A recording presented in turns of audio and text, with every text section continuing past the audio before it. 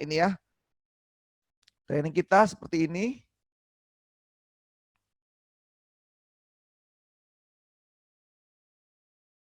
Sesuai dengan informasi yang kami berikan sebelumnya, judulnya tentang effective communication.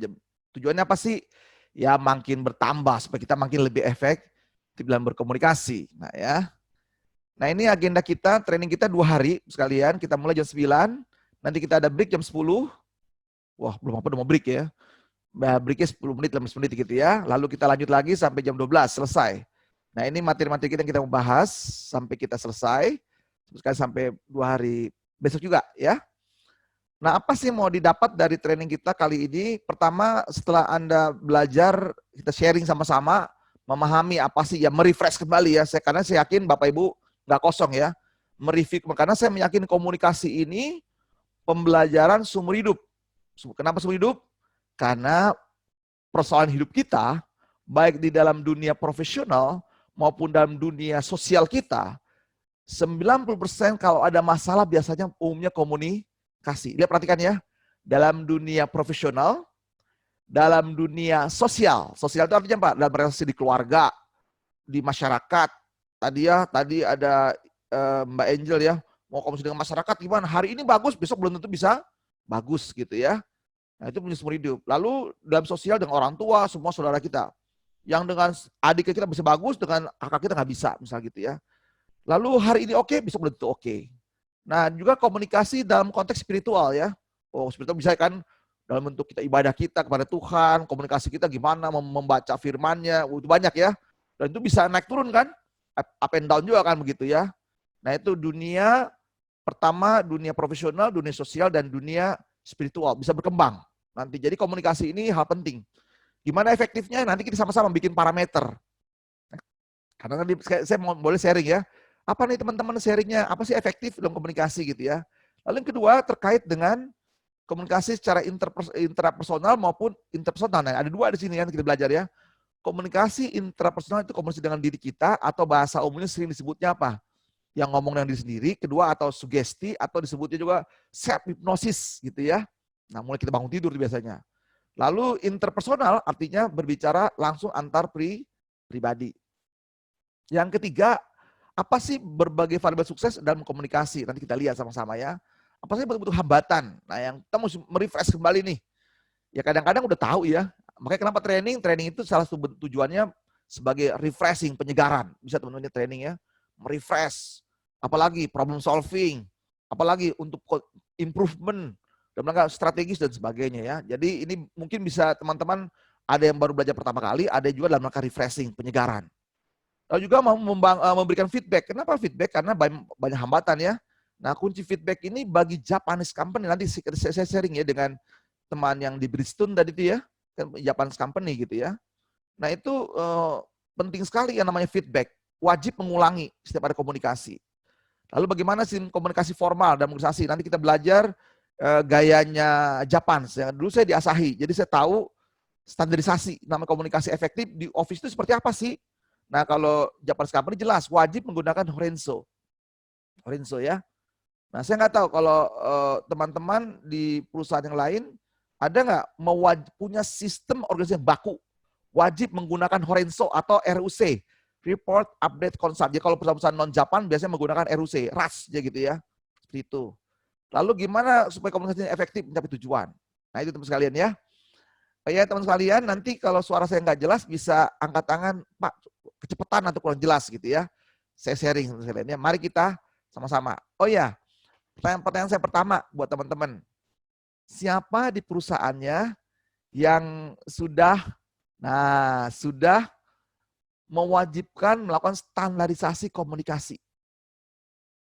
Tadi Japan Company saya nggak tahu ya. Nanti yang di Bridgestone, Pak Chandra wajib nggak pakai Horenso?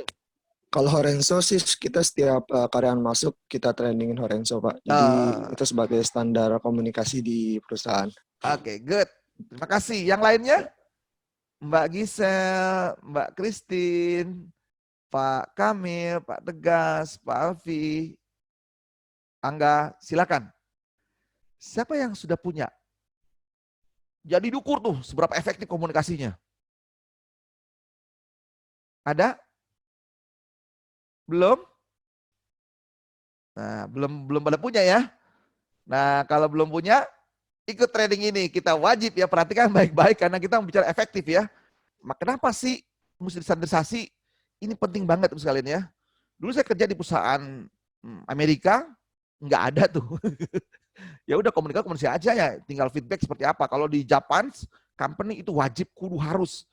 Berarti kalau ada salah bisa langsung ketahuan, langsung kedeteksi gitu ya. Salahnya di mana? Ketahuan. Bahkan dijadikan SOP detail. Nah, itu detail teman sekalian ya. Jadi jelas ya. Nah, itu jadi teman sekalian. Oke ya. Jadi pentingnya kita belajar ilmu komunikasi banyak aspek. Nah, ya. Oke, baik. Nah, apa sih kenapa kita mesti komunikasi? Nah, ini teman sekalian ya. Dulu kita training kebanyakan menggunakan secara offline. Nah, sekarang kita lihat dampak pandemi. Pandemi gara-gara COVID nih ya. Kita nggak nyangka Indonesia begitu masuk di bulan pertengahan Maret, tiba-tiba stop semuanya gara-gara ketahuan di Depok ada 2 orang kena gitu ya. Ngeri ya. Kita dulu nggak terlalu yakin akan COVID itu masuk ke Indonesia. Karena masih jauh, masih di Cina sana. Ternyata dengan ada transportasi manusia, pergerakan manusia, sampailah juga COVID-nya ke Indonesia. Gitu ya. Nah, gara-gara pandemi ini, semua jadi berubah. Bapak Ibu terpaksa mesti training menggunakan online seperti ini. Berubah gayanya. Nah, banyak yang pada bingung kan gitu ya. Kenapa gitu ya. Contoh, saya sudah mengantisipasi di konsultan saya gitu ya. 2 tahun yang lalu, saya sudah menyiapkan namanya studio. Saya punya kantor di Danmogot, teman sekalian ya. Di kantor saya Johnson Indonesia di Danmogot. Kita ada 4 lantai. Lalu saya 2 tahun lalu sudah mengantisipasi ke depan, itu nggak lama lagi saya perkirakan 2025, training-training akan menggunakan online. Saya perkirakan waktu itu, 2025 sudah menggunakan online training contohnya. Komunikasi banyak menggunakan online. Global ini atau resesi ini, kenapa perusahaan banyak tutup cepet-cepet? Banyak pada tiarap gitu ya. Karena dugaan saya komunikasi mereka tidak efektif gitu ya. Baik komunikasi dengan atasan, dengan para investornya, dengan rekan kerja dan bawahan. Bahkan banyak ego masing-masing gitu ya. Gimana saya dan seterusnya gitu ya. Jadi penyebab dari banyak yang die, mati gitu ya. Persoalan pertama saya lihat adalah komunikasinya. Nggak siap dia. Pola-pola komunikasi baru. Nah jadi mari kita sama-sama. Kita coba terus meneliti ya. Sambil saya training, sambil teman-teman coba sharing nanti ya. Kalau mau sharing, angkat tangan langsung aja, ngomong aja langsung. Nanti kita sharing, saya dengar. Gitu ya. Mari kita belajar sama-sama. Oke ya. Nah, kenapa komunikasi penting? Karena waktu kita tetap di bisnis, maka tetap punya target, betul ya? Punya target. Dan target ini tentu harus dicapai ya. Pasti waktu mencapai target pasti ada problem. Juga ada problem, ada perbaikan terus-menerus. Apalagi dalam namanya global pandemi, global recession gitu ya. Waduh, ini bagi tim semua karyawan kalau nggak belajar ini, nggak efektif dia, udah tinggal adapt or die gitu ya, ngeri banget sekalian ya. Nah untuk ini nanti kita perlu belajar namanya belajar manajemen pekerjaan, manajemen manusia. Nah manusia yang utama adalah komunikasi. Nah di komunikasi di mana? Di timnya. Dalam rangka apa? Mengembangkan, memotivasi timnya. Akhirnya polanya menggunakan coaching and counseling. Nah itu komunikasi menjadi penting ya sekalian. Jadi komunikasi ini menjadi tenaga power kita untuk mencapai target, untuk perbaikan tersebut dan seterusnya. Nah, apa sih target kita? Nah, target tetap ya, nggak berubah ya. Ada target individu, target unit, target departemen, perusahaan ya. Ini target KPI kita pasti ya. Tentu perusahaan bisa bertahan hidup. Komunikasi efektif dari organisasi kita, tetap profit harus tumbuh. Revenue dengan cara gimana? Orang marketing revenue harus naik. Cost-nya harus turun. Nah ini, jadi pembuktian kita seberapa hebat kita dalam komunikasi, seberapa efektif kita komunikasi dalam sebuah organisasi adalah terbuktinya profit kita masih tumbuh. Revenue kita masih tumbuh. Cost-nya turun. Nah inilah menjadi target kita. Seberapa efektif komunikasi, lihat parameter jelas ini ya. Target individu, target unit, target departemen, divisi, target corporate. Ini buat saya parameter dari hebatnya kita berkomunikasi nanti. Karena Anda boleh cek beberapa literatur ya. Saya juga telah menulis buku teman sekalian. Buku saya ada juga effective communication ya. di halaman, itu saya riset dari beberapa literatur, penelitian-penelitian, itu 90% apapun masalahnya adalah komunikasi. Nah, di sini nanti supaya gimana supaya jalan komunikasi terus-menerus, perlu dikembangkan. Proaktif, inisiatif, semua orang harus terlibat nanti. Komunikasinya, menyampaikan masalahnya, potensi masalah, peluang-peluang, supaya dia memberikan ide-ide terhadap ini. Nah ini penting sekali teman-teman ya. Jadi seberapa Anda mampu berkomunikasi efektif adalah mampu mencapai target, itu pertama. Yang kedua, Anda punya kreativitas, punya proaktif untuk apa? Terus-menerus menyumbangkan ide-ide kita kepada perusahaan dalam menghadapi apa? Pandemi dan menghadapi krisis. Bahkan di beberapa company yang saya training teman sekalian, saya berapa kali saya ngajar di grupnya Nike sama Adidas, mereka setelah training wajib menyumbangkan ide mereka setiap hari. Nah lihat teman-teman ya, ada bentuk komunikasi yang wajib dilakukan oleh para profesional. Untuk level operator ya, itu wajib dia masuk kerja berkomunikasi dengan cara apa? Men-sharingkan ide-ide mereka. Kalau level operator itu 1. Level leader sampai supervisor itu 3 sampai 5 ide. Level manager 10 ke atas. Nah, di sini nanti dilatih kepekaan komunikasi lingkungan, yaitu buktinya apa? Mereka bisa melihat masalah. Mereka bisa melihat potensi masalah. Mereka bisa melihat peluang bisnis yang ada dan terus berkontribusi dari kreatifnya. Nah, inilah yang menjadi tujuan kita dalam belajar komunikasi. Seberapa hebat Anda berkomunikasi, mampukah Anda mencapai target dan kinerja Anda? Kedua, mampukah Anda terus-menerus kreatif dan proaktif menyumbang ide Anda? Nah, ini kalau Anda nggak bisa menyampaikan ini, pertama Anda tidak bisa berkomunikasi. Ini terutama yang nomor 2 ya. Kalau yang 1 udah wajib, udah pasti tahu semuanya. Nomor 2 ini teman sekalian ya, ini selalu saya tekankan. Komunikasi, ya kalau apalagi Japanese company, saya belajar Hansei ya di Jepang. Saya belajar 3 bulan di Jepang. Waktu itu, gimana belajar berkomunikasi dengan lingkungan, dengan dunia kerja kita. Dengan cara wajib menemukan masalah, kedua potensi masalah, ketiga melihat peluang. Itu namanya bahasa Jepang yang bisa disebutnya ada Hansei. Dengan mesin komunikasi. Dari situ nanti dapat inspirasi. Nanti otak kita akan bekerja dengan baik. Nah, di situ keluarlah ide-ide kreatif. Nah, di situ teman sekalian itu level tinggi teman sekalian. Berarti tadi kan ada komunikasi intrapersonal dengan diri kita. Yang kedua interpersonal. Bahkan kalau saya komunikasi terhadap lingkungan kita. Mampu kita komunikasi dengan lingkungan kita. Peka nggak kita? Panca indera kita, kan kita komunikasi melalui panca indera kita gitu ya. Peka nggak panca indera kita menangkap pesan-pesan dari lingkungan kita, terutama lingkungan kerja kita. Tadi misalnya Mbak Gisel, gimana saya bisa menangkap pesan dari masyarakat? Lalu bagaimana saya berkomunikasi dengan masyarakat? Nah itu kan berarti kan ada social communication ya, atau politik communication. Banyak ya nanti ya, kita terjemahkan nanti. Nah kalau kita dalam dunia profesional, kalau buat saya, ini saya teman-teman ya, biasanya interpersonal dan interpersonal. Yang bonus berikutnya adalah komunikasi dengan lingkungan kerja kita.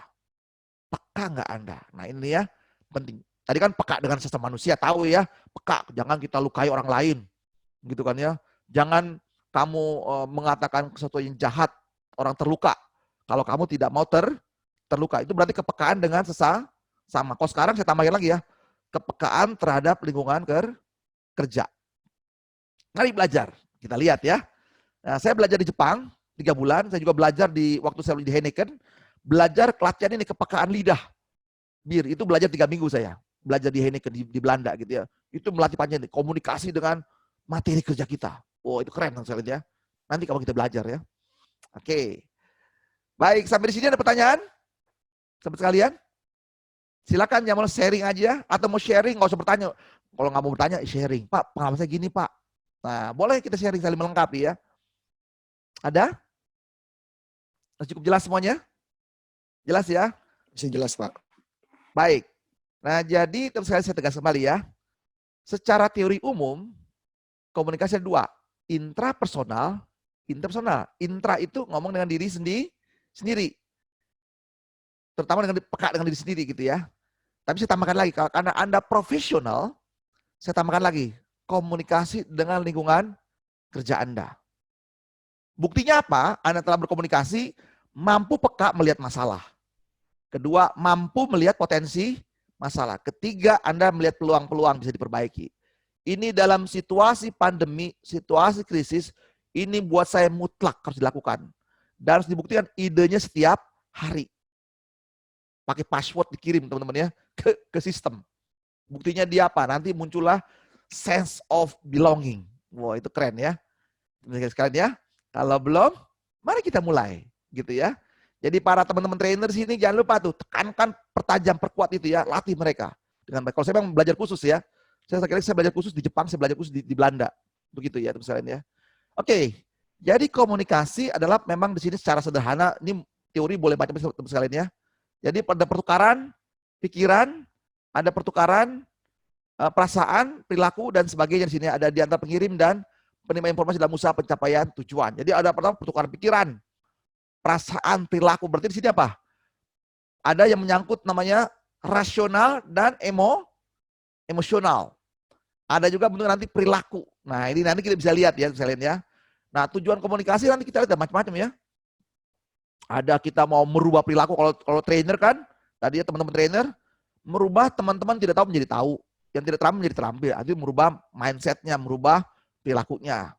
Atau kedua, komunikasi dalam rangka memberikan informasi atau memberikan dorongan gitu ya, atau untuk meyakinkan, untuk membujuk, dan banyak lagi komunikasi. Jadi nanti teman-teman di sini kalau leader itu menjadi tantangan penting sekali ya. Komunikasi itu bagi leader apalagi itu penting banget. Anda efektif nggak dalam komunikasi? Nanti kita lihat ya. Tujuan jelas. Jadi terjelas ya parameter saya. Komunikasi jelas ya. Target kerja Anda tercapai. Kalau Anda nggak bisa, karena begini, dari pengalaman saya bekerja, dan juga sampai sekarang saya dalam dunia training, itu kalau banyak hal yang kita tidak bisa mencapai target kita adalah paling besar adalah komunikasi. Orang marketing, sales, kenapa gagal menjual? Boleh Anda cek. Nah, teman-teman Yakut tadi ya, ada dari teman Yakut, gimana Anda melatih para SPG-nya? Gagal jualan, pasti komunikasi. Nah, tinggal komunikasi apa? Komunikasi dalam dunia penjualan begitu ya. Leader mempengaruhi bawahannya gagal karena dia tidak bisa menyampaikan ya. Tepat. Nah, bentuk komunikasi ada yang disebut tadi ya, mempengaruhi, persuasi ya, membujuk di sini kan ya, menginfluence, mempengaruhi, memimpin, memberi marketing, presentasi, negosiasi, pembinaan, pemecahan masalah, pengutusan dan sebagainya. Nah, ini komunikasi kita banyak nanti ya. Maka sekarang karena banyaknya, maka ujung-ujungnya masalah di tempat kerja kita adalah komunikasi. Itu semua liter mengatakan gitu, seperti itu sekalian ya. Nah, oleh karena itu kita lihat, tadi sudah jelaskan ya, ada intrapersonal, ada interpersonal. Nah, intrapersonal ini teman-teman ingat ya, dalam kita berkomunikasi, panca indera kita harus aktif. Dalam menangkap pesan dalam diri kita, juga menangkap pesan kepada orang lain.